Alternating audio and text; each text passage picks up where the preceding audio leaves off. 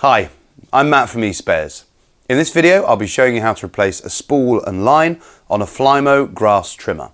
If you've noticed that your grass trimmer is no longer cutting the grass correctly, then it may well be that it's run out of line or the spool is broken. Either way, you're going to have to replace it.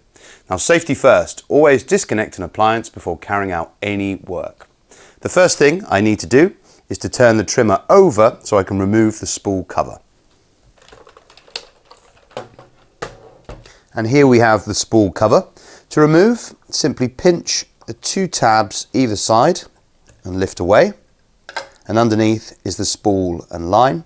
To remove, just grab the spool and the lines will feed out of the trimmer, like so. Here we have the new spool and line. To fit, simply pop the spool into place, unhook the lines from the spool and then hook them into place through the guides, like so. And it's a good idea just to make sure that the line is just about hitting the line stopper here.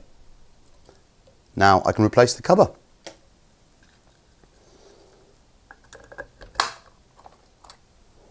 So there we have it, one new spool and line fitted to this Flymo grass trimmer.